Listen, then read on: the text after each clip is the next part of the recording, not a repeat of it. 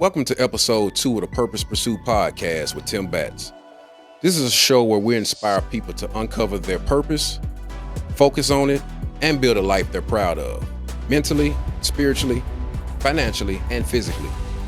Today's guest is someone who embodies boldness, faith, and relentless drive. Eric Meriwether walked away from a thriving career as a bank manager to pursuing his calling as financial planning.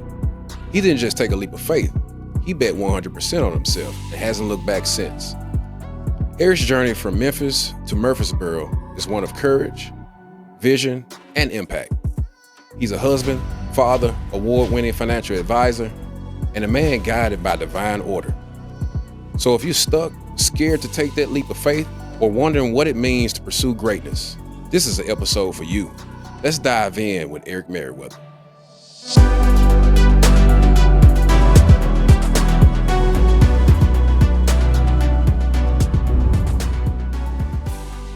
Can you start by telling us what growing up in Memphis was like, what it taught you about resilience and drive?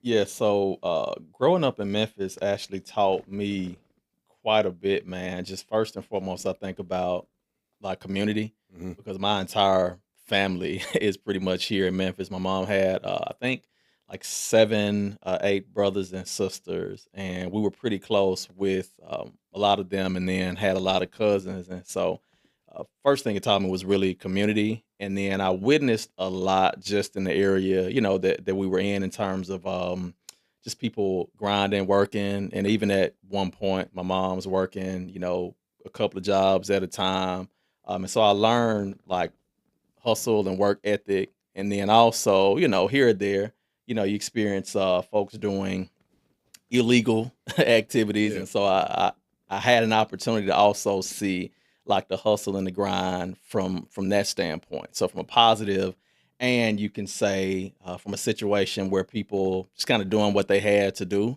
Mm-hmm. and so I learned just again work ethic, grind, and also the paths in life that you take. I've always tried to be one to be forward thinking, and so I realized that the decisions that we make, mold and shape our lives. And so always just being mindful of not just living in the moment, but also thinking about how will the decisions that I make, affect the way that my life turns out. And then the other thing I'll say is, you probably don't know this. So we went, of course, to high school together, Yeah. and I went to a different school, seventh, eighth, and ninth grade. Oh, So really? after went to the same elementary school, but after like elementary school, getting into junior high, middle school, I went to three different schools, and then Overton, of course, being the last one. But even just in that, they were in totally different parts of town, and so I think about just navigating that change. You know what I'm saying? As a young brother, navigating different parts of the city and schools, and learning,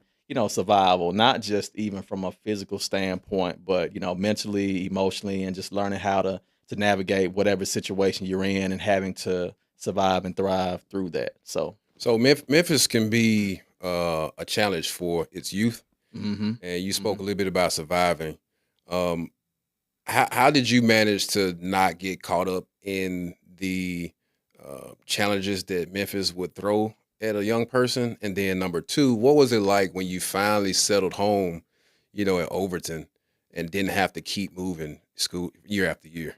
I like to say I'm a very, very spiritual person.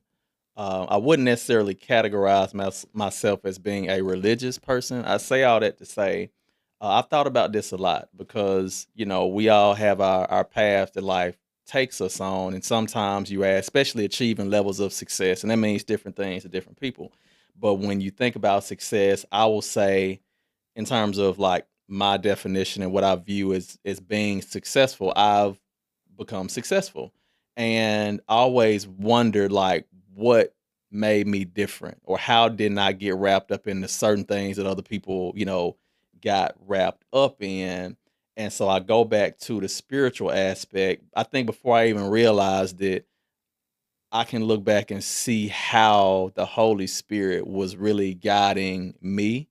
And they call our gut, our stomach, like our second brain as well. Mhm. And so it was always certain things that didn't feel quite right.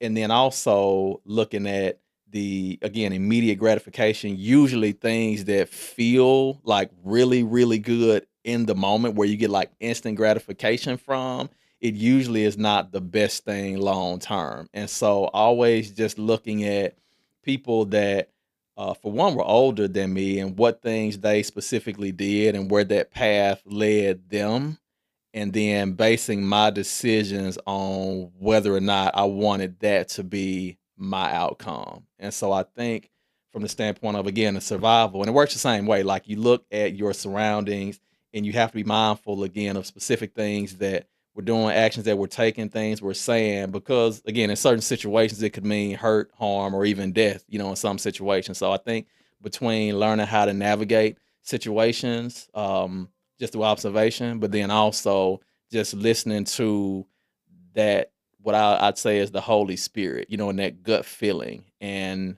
moving based on that. Okay. And when you finally was able to settle down in a high Yeah, school, yeah.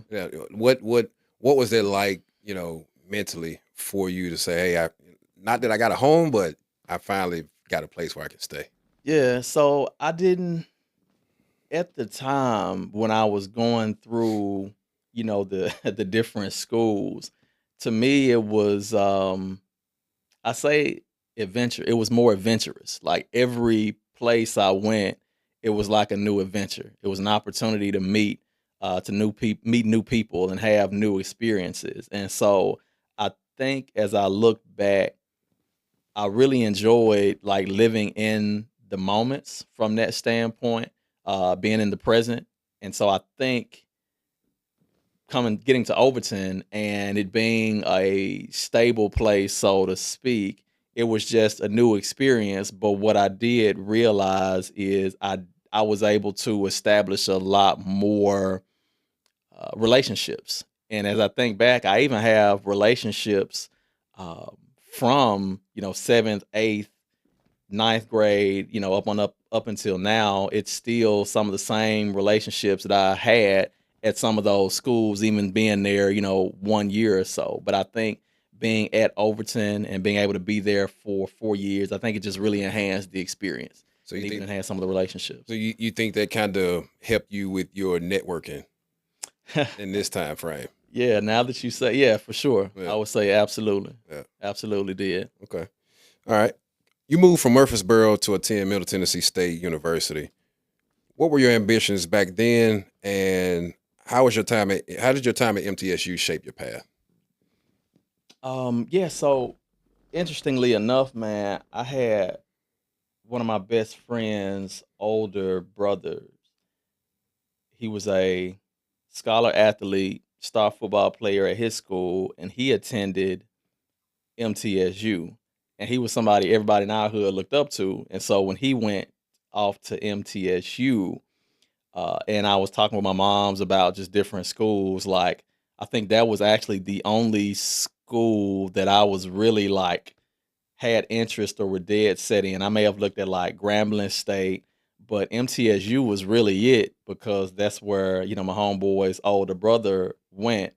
And so at the time, I thought that it would be cool to get away and experience something different than what I had seen, because I think a lot of the experiences in Memphis, the people, it was a lot of the same. You know what I'm saying? It wasn't much quote unquote diversity. You know what I'm saying? Growing up here in Memphis, we had a little bit more at Overton, At of Overton, course, yeah. but yeah, especially like in my neighborhood, it was like no diversity. And so I think first and foremost, the thought of getting away from home and experiencing something different and being, like hours away, which I never lived, anywhere else. And so that was appealing. That was cool. In the end, just being able to experience something different and seeing more of what the quote unquote world had to offer, even if it was the same state a few hours away. Yeah. Yeah. So yeah, I often tell young adults that's transitioning from high school to going to college, if they're unsure or giving Hmm. anything any thought about their education after high school, Hmm. I always suggest uh, going off to a school outside of the city Yeah. just to broaden your horizons. Do For you do sure. you feel as though uh, going to school outside of Memphis really broadened your horizons, helped you to mature a little bit faster than you would had you stayed? Man, 1000%. I often ask myself, like, I wonder, like, how I would have turned out, like, who I would have been had I not left. Mhm. But I can say without a shadow of a doubt, man, it 100% like shaped who I am and brought my horizons far beyond what I really could have ever thought. Yeah. Yeah, for sure. No, I totally Yeah. agree. Yeah, going to school outside of Memphis for myself too broadened my horizons. Hmm. I could have easily stayed here or did something local or whatever, but certainly, I certainly agree with that. From teller to vice president, that's a I don't know how quick that leap was, but that's a that's an outstanding leap. So from teller to vice president to Lice branch manager at SunTrust, what did the journey teach you about leadership and finding purpose in your work? So I think the journey um, really showed me who I was because one things I didn't mention, obviously being here in Memphis, it was predominantly black.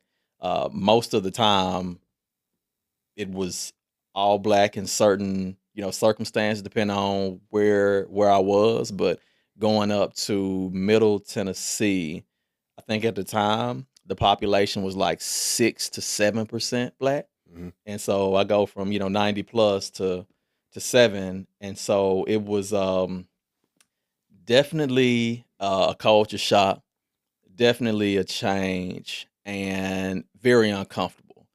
And I think we were talking earlier a little bit about just being in situations where it's anxiety provoking or fear. Definitely going up to Middle Tennessee and starting that journey in banking, where there was not many bankers, especially that looked the way I did, but to go into that space and succeed and be given opportunities. Now, obviously, it was opportunities that I worked for. I worked and doors opened. And over time, I just realized that as I'm being provided with these opportunities, as I'm excelling, it showed me that I was a leader and it gave me confidence in that space, but even outside of the space of the career just in general. And so I think it did a lot just in terms of then helping to further shape and mold me into more of a leader because I got access to corporate trainings and things that I, didn't know existed, and so it was it was a great journey, really helped to mold and teach me about what leadership was. At least personally for me, Mhm. connecting with a mentor really helped me Mhm. early on in my career. Mhm. What role did that play for you early on in your career and throughout even now? Man, so when I was first hired, I was hired by a young black lady at the time who was like the only African American manager that I knew of at the time. And so I'm forever grateful for her. Her name's Stacy Wilder, and she hired me for that banker position.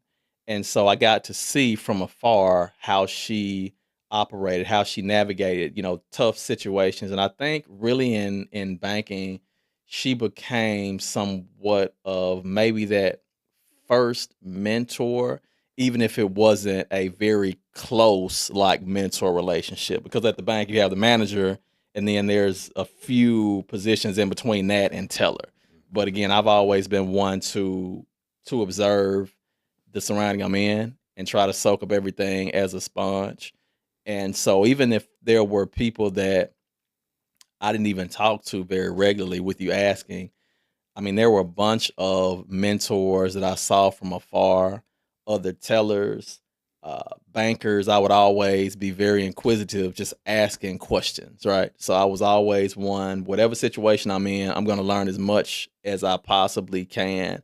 And if I find individuals that are where I want to be, even becoming an advisor, was an older guy that worked in our branch, and I found out that he was a quote unquote financial advisor. And so his name was Preston. He's actually still to this day has been a mentor. But I'm like, hey, Preston, like, what exactly is it that you do?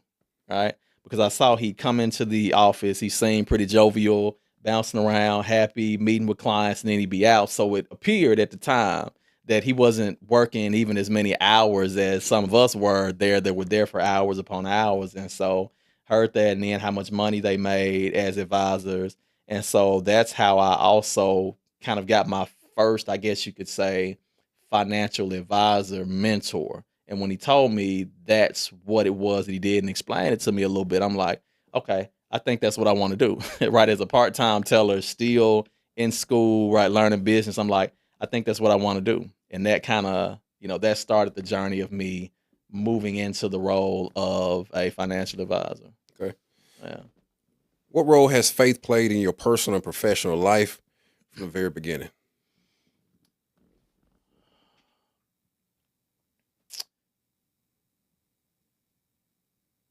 So, in terms of the role that faith played in my life professionally, I say and personally has been tremendous. Just looking at my life at certain points, I look back and even currently, sometimes I'll think, man, how how did I get here? You know what I'm saying? Like this was not just me. This was not all in my power.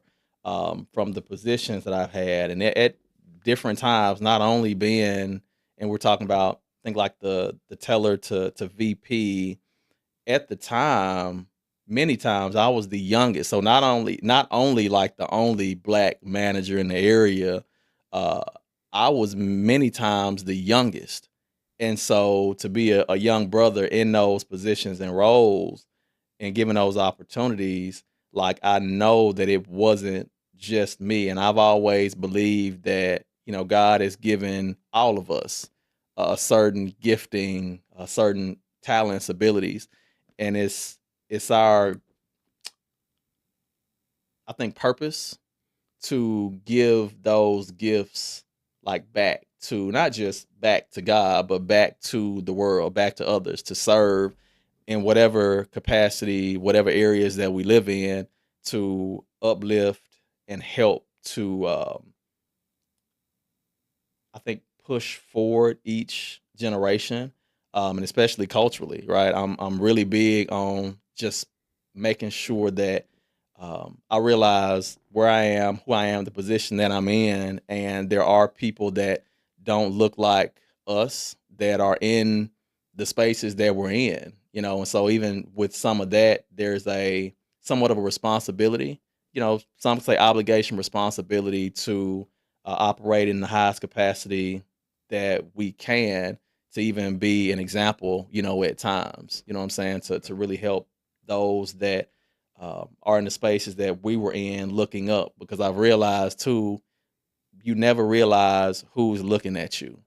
And I've seen that just so many times where it's like me, like these people or this young guy, this young girl was paying attention to me or my journey, right? I think we're a lot more significant than we realize. And so just being mindful of that and yeah, just trying to operate in the fullest capacity. But all that being said, I look back and I see that God's hand has been on my life, and I know that if it wasn't for, God, my faith, I wouldn't be who and where I am, because I can't and couldn't do it all just in my faith. And so just continually leaning on that. All right. So you left a decade of long, successful banking to pursue financial planning. What pushed you to make such a bold move? So I often tell people that I feel like I was on the right street, but I was in the wrong lane. And so even making that the leap, the bold move, it looked crazy from the outside.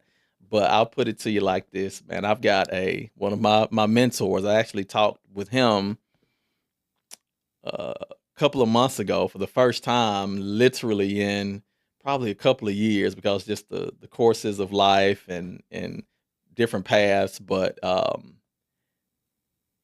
Michael Lomax, he said, if God tells you to do something, then you have no choice but to do it. I mean, it sounds very simple, but at the time, I was at the coveted branch in Murfreesboro, Tennessee, where I live. It was the branch that, again, if there was one office that you'd want to be at as a manager, like that was it. And so I was struggling with, okay, exactly what step am I supposed to make now? I think this planner advisor thing is the move that I want to make, but I got a plush situation, comfortable situation here. And if I don't ever deviate from this path I'm on, life will be good. It'll be really good. But I was torn because I felt that it was something greater that I was supposed to be doing. And that conversation with Mr. Lomax really sparked something because I knew that this was not where I was supposed to stay. And so God was telling me it's time to move. And so at that point, it was like, all right, that's what I'm doing because if I stay here, more than likely I'm just going to be miserable and always have that regret of knowing that it was something else bigger, better, more that I was called to and supposed to be doing. Can you walk us through the moment when you realize this wasn't just a career move, but an actual calling? So there are so many moments, but I think the one that it's a culmination kind of moments that come to mind for me is once I had a conversation with another mentor whose name was Gary Bell, is Gary Bell, a financial planner. And he explained to me what he did that was a little bit different from the traditional bank financial advisor. It's like that was it. It was a light bulb moment because to that point I had just, it was a career. Banking, I was in management, got an opportunity to do a lot of things, but that when he explained to me what it was, and for me it was hearing that in layman's terms, I help people make decisions financially and have conversations and help those individuals put together a plan and execute on that plan, and I'm basically compensated for that. It was nothing regarding product, which again, no knock to banking whatsoever, but it's more of focus a focus on products, right? Of what the bank can specifically offer, not necessarily on the planning side, and specifically with you know being a planner with your own practice outside of the banking structure is more centered around the individuals and what their needs are, wants, and then helping them to accomplish those specific things without a specific agenda. And the way I'll put it is having a toolbox, so to speak, full of all financial tools and being able to help those individuals to determine what's going to work the best and which tools they specifically need to work on whatever it is that they're trying to financially build. So, first hearing that, and then secondly, realizing that if I wasn't paid a dime, like to do now what I'm doing, I would still do it because I was doing it before I had the actual title. For years, I had been posting tips on Facebook. I'd had people reaching out to me on Facebook Messenger, just asking different questions, or people coming by the bank having different conversations. And so I realized that along with again the natural gifts, abilities, and interests that I had, this was something that was deeper than just me having a job and profession. So I think that was kind of the culmination of me realizing that, yeah, this is deeper than just a job. Like, it's something I'm really passionate about, and I've been given an understanding and these abilities and skill sets to actually make change and communicate effectively to people in a space where I didn't know anybody that, again, looked like me that was doing it. And so it's like, this has to be like something deeper from God, so to speak. Gotcha. You went all in on yourself, literally and figuratively. How did you handle the fear, uncertainty, and risk of stepping out on your own? Yep. So for me on this was simple. For the sake of time,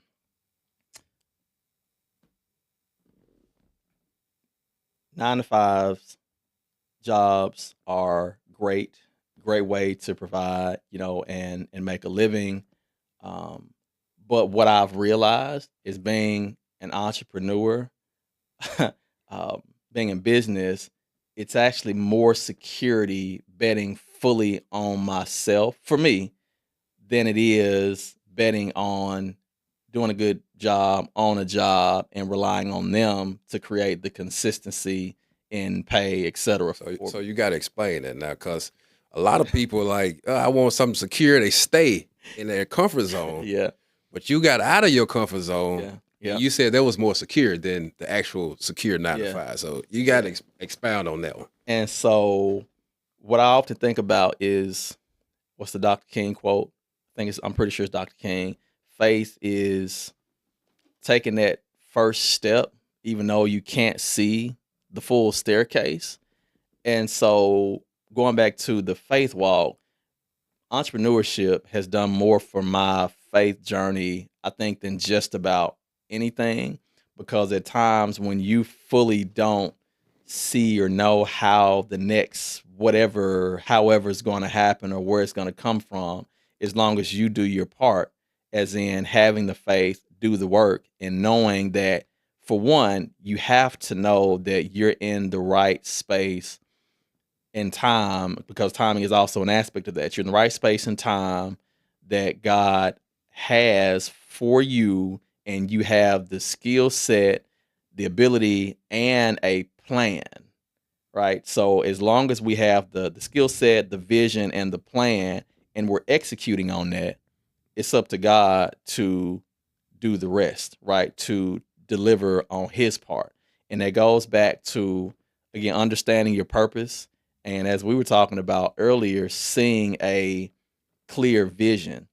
So once you see that, it's up to us again to execute. And so for me, I have just experienced that there's more security, and it's kind of like faith after faith, right? After so many times of being unsure, but executing and doing my part, speaking for myself, and things working out, it just continues to strengthen my faith.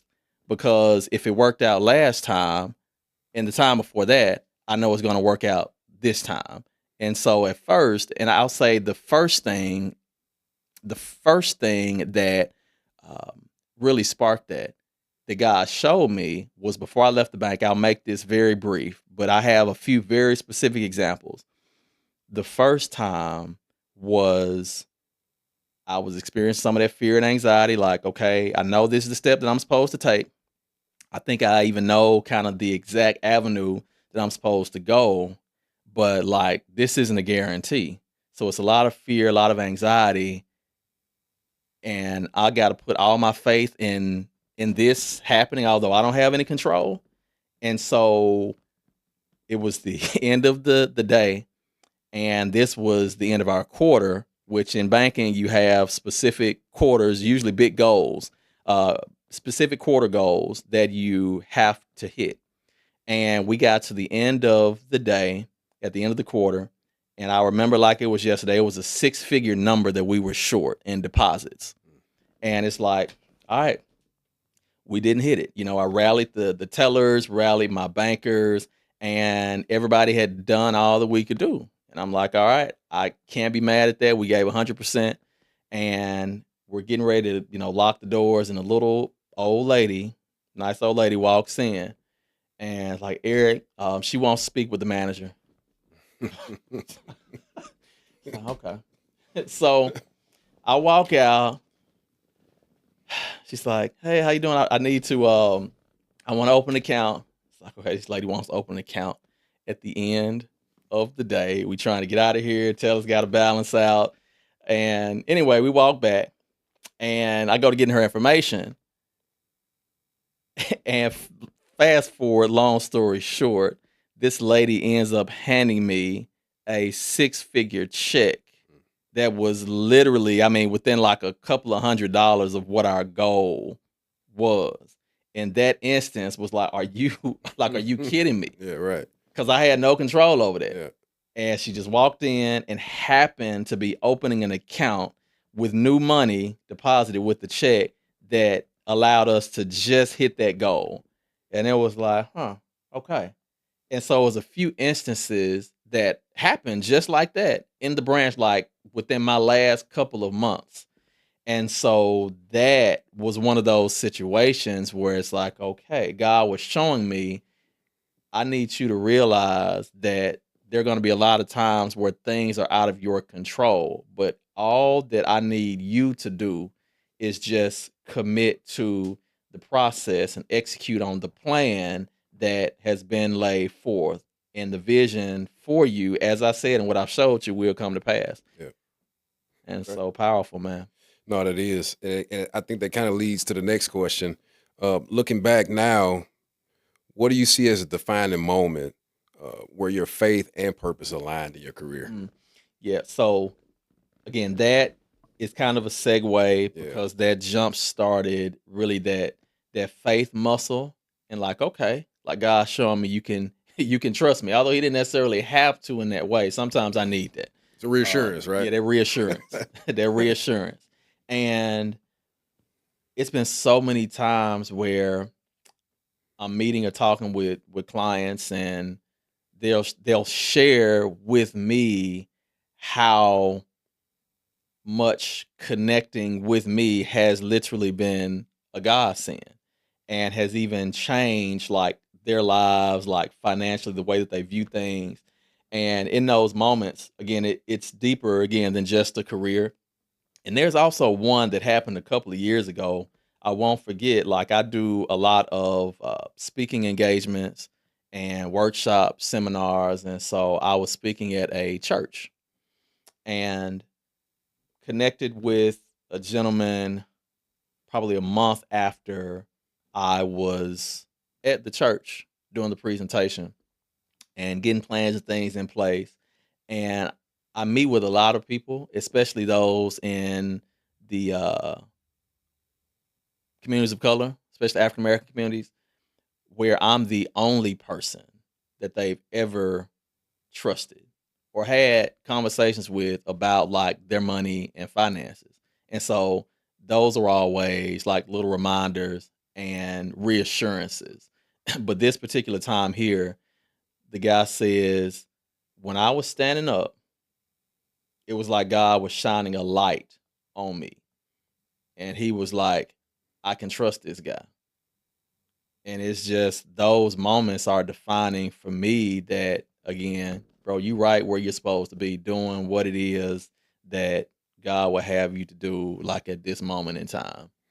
Having that align, having those moments that sort of reassured you, just kind of gave you the strength, the mojo, to say the least, just to keep pushing forward. Mm-hmm. Like if this is keep happening, if he keeps doing this, then why would I stop now, right? Yeah. And it's been times too where it's like, okay, I know that I've this, that, and the third has happened, and I've moved into this space, especially the first few years. Because obviously, when you get into starting any business, I don't care what kind of business it is, there are going to be challenges.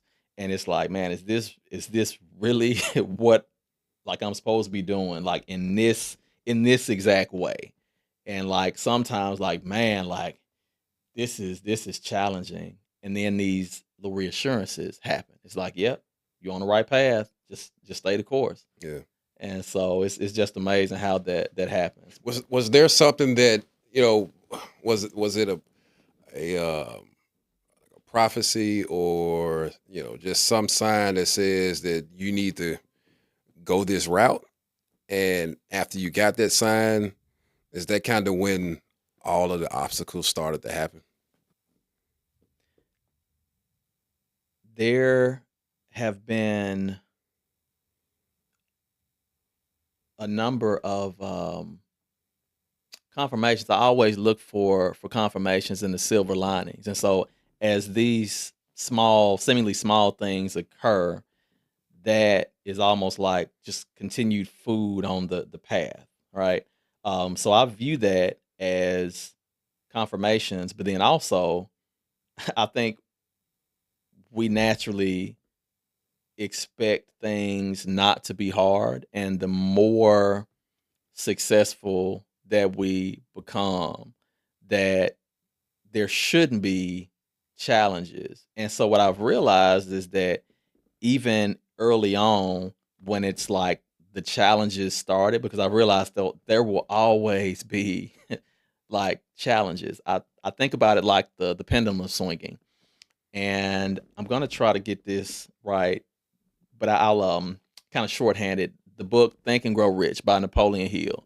And there's something to the extent, a quote that says, for like every failure, every heartache, something to that extent, there's a seed of an equivalent or greater success, right? And that is so, so true.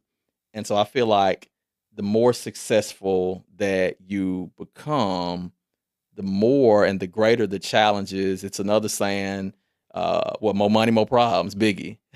um, and so I think that there's always going to be those challenges, but you just get stronger in dealing with them, kind of like lifting Yeah. weights. You know, it's not that the weight gets any heavier or less heavy. We just build up the muscle to endure, you know, and do more reps and get stronger. And so I think it works that same way just in life. And so when things do get challenging, I look at it from the standpoint of I know that I'm still on, you know, the right path and the right track. And I look forward to, in a weird way, I look forward to the challenges because they're greater lessons in losses and challenges than there are in successes. Would you say that pain, challenges, losses are a necessity to be successful? Absolutely. Absolutely.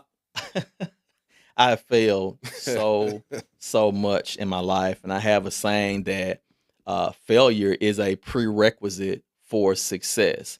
And I heard a quote, you know, some years back that said, uh, "There are no losses, or I don't lose.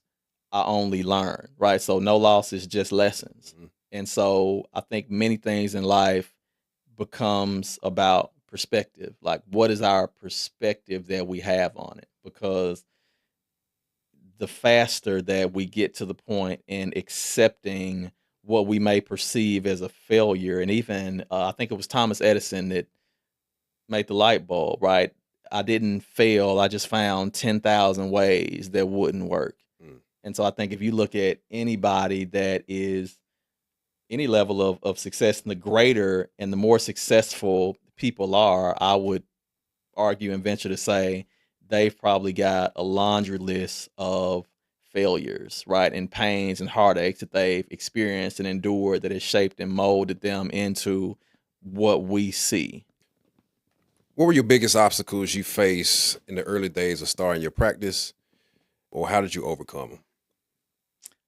And I think obviously in anything where you're dealing with people and you're offering any kind of, you know, products, services, sales, you know, anything along those lines is going to be the rejection. So I think the rejection goes without saying, but I think on a deeper level, who the rejection was coming from for me.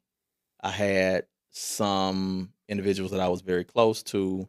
I had some I think like a mentor or two that was totally unreceptive to anything that I was trying to come to them to discuss as it related from a business standpoint. And so that was not necessarily physically hard, but and even in the work that I do, it's not physically exhausting at all, right? It's all just phone, sitting, virtual, in person meetings. But I think it's the emotional toil that you did the emotional, psychological, mental stress and strain.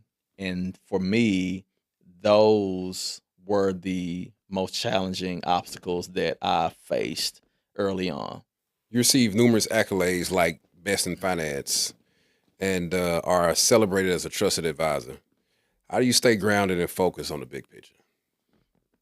I think simply just realizing that it's bigger than me. It's been so many situations from a financial standpoint, I'll say, where dealing with things like life insurance, for instance, I've had at this point a number of like death claims, and in some, had I not been persistent in making sure that those people that I come in contact with did what they needed to do, there could be children now that would be struggling. Um, you know, family members that wouldn't have, things that they need, etc. But then also from the standpoint of where our economy is right now, there's a lot of people that just don't have a firm grasp or understanding on how the economy works, how money works, what retirement is, what investing is, and how you successfully do it to make sure that you know yourself, family will be okay long term. And so I think throughout all of the success, all of the challenges, all of the failure, realizing that the work that I do is meaningful and it's helping kids to go to college. It's helping to make sure that people can retire someday, become financially independent. And I think that's all that people generally want is to have peace of mind and know that they will be okay, know that their families will not have to struggle financially, and that ultimately they're able to live out the lives that they desire. And so it helps me to stay grounded and realizing that I have to stay knowledgeable, educated, but also just I have to continue to become a better person, have to become a better listener, and really just understanding human psychology, how people think, what makes them tick, to make sure that I can continue to help people to the capacity and degree that I can based on, again, what I've been given and the I guess the responsibility and weight of um, those that are depending on me. Gotcha. And so just staying focused on the bigger picture and realizing that all of this is much bigger and greater than just me. So more or less, the greater good and greater purpose is what you kind of that helps you stay grounded. hmm Your work is about cultivating legacy, empowering wealth. How do you help out your clients align their finances with their purpose? Yeah. So one question that I think just about most people that I've had deep conversations with about money, finances, it's always greater than like just helping to manage money, investments, insurances, etc. Because I think that oddly enough, money tends to be the primary focus in this business, in this space. But I feel like purpose and relationships are even greater than money. Money is just the tool or the resources that allow us to have the life and the things that we desire, even if it's just time. And so, one question that I often ask is, let's just say that your salary, right, annually is $1 million a year. No matter what it is that you do. Now you have to do something. You can't just vacation, month in, month out, Right. but you have to do something. It has to be some kind of job, vocation, business, etc. But whatever it is that you choose, you have a $1 million salary attached to that. What is it that you be doing? I can count on one hand the number of times someone has answered that question, and it's what they're doing right now. And so to me, what I realized, because I heard that years and years ago, but what that makes me realize is that if money is not an issue or object, you get to the root of what people feels like their purpose and their calling is. Like that thing that they do, if money really didn't matter, because again, if you had $1 million coming in, money doesn't matter, right? It's irrelevant. Like you can do the things you want to do, you got money for whatever, but what is it that you are going to be doing now that is going to fulfill you? And so that's often where I start. If I pick up on, especially uh, people are just wanting to have more and earn and gain more, because there's another thing that happened to me when I was in banking. I got a 30% increase to go from, and this is when I first got that VP title. I went from one bank to the next and got paid essentially 30% more for doing like the same thing. Now it was a little bit more challenging because of the dynamics of it being a new bank, but it was nonetheless 30% more for essentially doing the same job. And at that point, it was the most miserable I had been. But at that point, I was making the most money I'd ever made. And I'm like, this is not right. Like, this isn't how it's supposed to be. Like, I'm making the most money I had ever made at the time. And within that same year, it brought me to a point, I think, where I'd heard a quote. And I don't even know if it was a specific true story, but it really resonated with me. They interviewed this baseball player who at the time got the largest contract ever. And the reporter was interviewing him, and he said, whatever the guy's name was, everybody wants to know. So you've got this massive, contract, millions of dollars. Like, what does it feel like to be on top? What does it feel like to now be the highest paid player? And he said, no one ever tells you when you get to the top, there's nothing there. And so that hit deep for me. And while I wasn't making millions, it was still the most I'd made. And so I've realized that it has to be more than just money, because after you get all the money that you wanted or whatever that amount is, there still has to be greater purpose at that point. And so that's what I try to help people uncover in conjunction with the money. Like, what is it that we are desiring?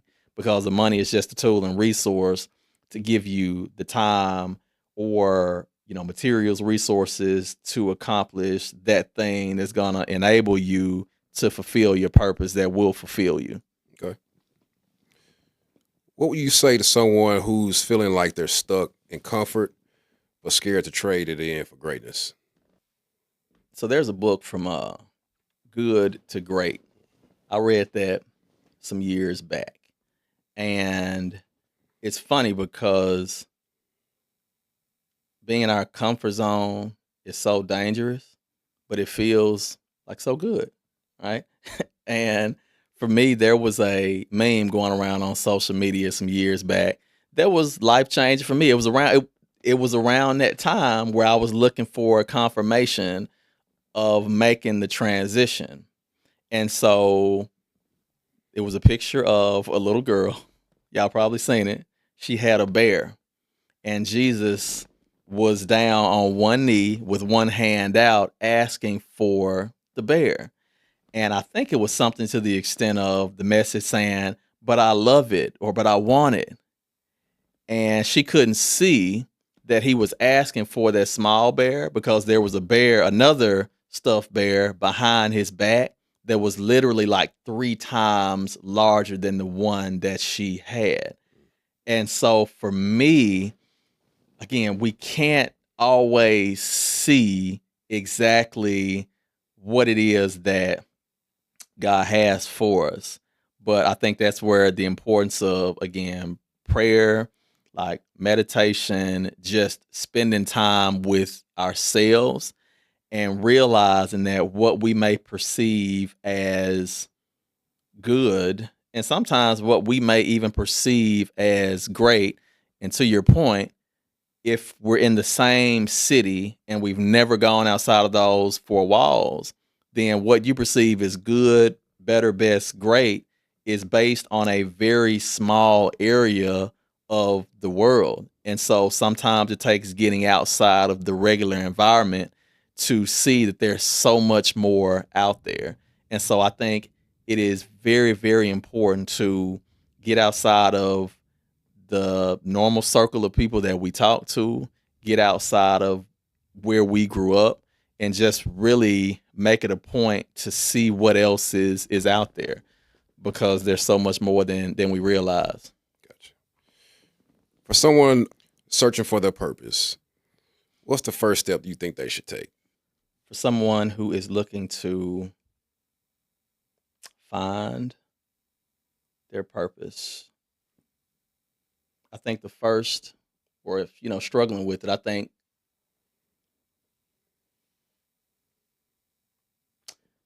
so. There's a song. There's an artist by the name of The Truth, Datruth, and he has a song called Every Day. This was another one of those kind of defining moments for me in the faith walk, faith journey. And I struggled for a very long time, like with my purpose. I struggled for a long time, and it got frustrating. Um, but in the song, he says, "What drives you up the wall? Because your greatest frustration is a problem that you are here to solve." And so I think the first step is looking at what grinds your gears, right? Like what frustrates you to no end. I think it's something within that, because we feel that way for a reason. Normally, it's was something that we are viewing that should be a different way, right? Whatever it is that I'm experiencing here, that should not be that way. It should be different. Somebody should do something. There should be something done differently with this. And so I think that's the first step, because it's probably a problem that you will play a part in providing a solution, which goes to the second part. I think we have to look at, number one, what things are we naturally good at? I often ask younger people, what things or thing do you do really well and naturally better than probably most people that you are around? Like if you're looking at your gifts, talents, abilities, what are those specific things? And the way I think about it in context of, if you look at it on a scale of 1 to 10, oftentimes when we are let's just say 3, and we may be 8, 9, maybe 10 in some things, we work on the 3, right? That's what we're taught in school, right? You have all good grades, you have this one bad grade, you need to really work on that. And I think we take that into life with us. We take that into purpose and how we're holistically viewing things. But I think when it comes to purpose and even getting out into the real world, look at those areas and aspects where we're naturally maybe a 6 or 7, because working on that and that thing, that probably has a greater likelihood of becoming a 9 or a 10 than the thing that we're a 3 or 4 in. And so realizing and identifying what our, natural 6 to 8s are, because those are tools that we've been given by God that we can work on to really master. And I think about the greats, right? Michael Jackson, Michael Jordan, right? Kobe, Beyonce, all these people have some natural ability. And when you say their name, everybody thinks the same thing, right? You say the name, that's what they're known for. And so I think looking at, again, where there's a issue, problem, passion that lies deep within you. And then secondly, what are your natural gifts, talents, and abilities? you have, because your purpose probably lies somewhere within that vicinity. So I think that's a great place to start. No, I think, man, that's a good way of putting it. What drives you up the wall? What grinds your gears? And what are you naturally good at? Um, Working at 3 would take much longer to get to a 10 than working at 6, 7 to get to a Hmm. 10. So, For sure. no, I think that's good perspective. I, I I looked at the 6 or 7 before, Mm. and then for myself, I often feel that I often find myself talking about the same thing. And Mm. it's usually something like, "Man, it shouldn't be this way," you know. And so no, I think you absolutely right. Um, if it's something that's bothering you, that's probably going to be your purpose later on in life if you can really Mm. hone that in. Yeah. And to your Yeah. point, always using work as it relates to employees. You have those D players, C players, and B players. Yeah. I think if you focus more on the B players, they'll be quicker to get to A. Hmm. And typically the D players would kind of fall off. Yeah. And so why is there a need to focus on that? Why is there a Hmm. need to focus on something that you're not that good at? Just focus on what you're actually good at. So Yeah. no, I think that's good perspective. What habits of discipline have you stayed consistent and focused over the past few years? Yeah. So I think number one, coming from a background of playing organized sports, that teaches you some natural disciplines. And then, secondly, for me, I think corporate. So, working in corporate to where you have to be there at a certain time, you take lunch at a certain time. There's certain specific tasks that you have to finish or accomplish by the end of the day or by the end of the week or whatever it may be. So I think those specific things greatly helped, but then also realizing what our weaknesses are. And so I've realized over the years, just with focusing, right? For me, staying focused, staying on task. If I don't do some very specific things to make sure that I'm staying on track, I will easily get off track or procrastinate. And so establishing those disciplines of, hey, getting up every morning for years. I got up at 3:30, 4 o'clock to study, right? Because in the vocation I'm in, the business, there's a lot of testings that I had to take and licensing, et cetera. And so the best time for me, although I didn't want to, although it didn't feel good, I woke up every single morning and studied.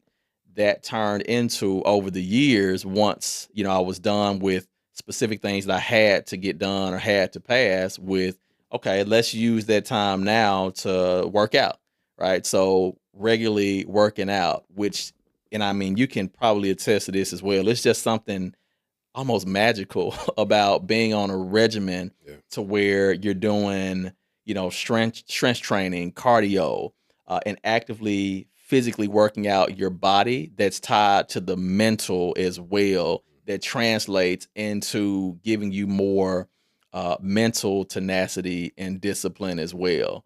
And so I think taking everything from, little league, being young, learning disciplines, to corporate, um, and just taking all of that and using it to further, myself, ourselves, in the different aspects of life, career, etc., to continue on that success path and journey has Okay. been beneficial. How can faith and purpose come together to create not just success, but legacy? Mm. And I think faith and legacy, I actually have not thought of it in this, I guess, specific way, literally, until you just asked. But I think with faith and legacy, before we're birthed into the world, right? We have a purpose, and it's our, I think it's our goal, our job, to find out what that is, to find out why we're here. And it was a quote that I recently heard somebody say earlier this year. It was legacy. It was something to the extent of, legacy isn't just what happens when we die. Legacy is what happens every time that we leave a room. And so I think just the tie-in, the relation between faith and legacy is almost one and the same. And I often think about the quote, right? The dash is what matters. There's a day that we come into the world, which we know what that is. We don't know exactly what that date is going to be, where we move on to the next life, heaven, etc. But what we do with this time now, what we do with that dash is what matters the most. And so I think it's just a day to day faith walk that creates that paintbrush that provides for the legacy that will be once we're no longer here. And I think we're all in the frame. And one of my favorite, sayings, and what I keep top of mind often is, it's hard to see the picture when we're in the frame. And so I think the faith, again, it becomes that paintbrush. And so we can't see the big picture all the time. I think we get glimpses here and there of different aspects of it. But I think that's where relying on, again, God, our creator, um, as to what strokes to make next, right? And then ultimately that will give us the peace in knowing that I know today I gave everything that I had to give, right? It's almost like I want to die on E. Everything that was placed in me to give to the world, I want to make sure I do that. Again, it doesn't have to be one thing. That's one of the things I struggle with for a long time too, because for people, many people that have different abilities, talents, like we're talking earlier, if we have this thing that's an 8, another thing that's a 9, another thing that's, a 6.5, it's like, okay, what am I supposed to be doing? Which one of these is the purpose? It's like it all is, right? It's all to be used, right? We weren't given these things just by happenstance. And so I've been really trying to focus on making sure that I am, again, utilizing and giving back everything that God placed in me, and not wasting any gifts, because I think it will all tie into, again, the legacy of that I leave and why I'm here. Okay. So the big takeaway from that is, make sure you maximize your dash. Man, maximize the dash. That's it. Make sure you maximize the dash. Maximize the dash. Love it. Yeah. All right. If you could go back and speak to your younger self, and you were pretty cool back in the day, so I'm curious about what you would say. If you can go back and speak to your younger self, even that college student, what's one piece of advice you would give them? For one, I need to probably get that on record. What's that? My girls, because it's me and my wife. We tell our girls, like, I tell them all how cool I was back in the day. Yeah, you were pretty cool, man. Now we the old dad. It's like, okay, but what I would say though, man, as it relates to what I would tell my younger self, I would tell my younger self to trust myself more. Like, you don't always have to look for and seek validation and approval from other people. You don't have to seek approval on, like, every idea that you have, like everything that you're thinking, every decision that you're making. And then it's okay. It's okay to make mistakes, because I've always tried to be wise in the way, because I've seen and experienced so much, and I've tried not to make missteps. Even this faith move that I made career wise, that happened when I was 30, right? But prior to that, I've never prior to that really been much of a risk taker. I've tried to learn from others' mistakes and not make them. And so I would tell myself to just, bro, live life, make mistakes. It's a part of life. It's okay to fail. You will fail. The key thing is just getting back up and never stopping. Not allowing the faith, the fear of failure to hold you back from things that God has from you, or has for you, and then just being confident in yourself and the mind and the discernment that God has given you. Because I think along the way, there was a lot of indecision earlier on because I relied on approval and validation from other people when what I had um, inside was what I needed. It was all that I needed. That's all I got for today for you. I will say this, man. Today has been enlightening. I know you way from back in the day, but we hadn't really talked in Yeah. over 20 years, Man, a little over bro. 20 Yeah. years, right? Yeah. So it's been good to learn about you. I think it's awesome. I'm really hoping that your story, your advice goes out and touch those that need to hear it. I can certainly say it's touched me. I'm focused on purpose, but just hearing your story like makes me want to go even harder. What a powerful episode. Eric has shown us that pursuing purpose isn't just about a career change. It's about stepping into greatness and building a legacy that lasts. Here's the takeaway. Don't settle for comfort. Take that leap. Align your faith, focus, and effort with the vision that's been placed on your heart. If this episode inspired you, don't keep it to yourself. Share it with someone who needs to hear this. Hit the subscribe button and join us on the Purpose Pursuit podcast for more life-changing conversations. To everyone listening, the choice is yours. Stay comfortable or pursue greatness. See you next time.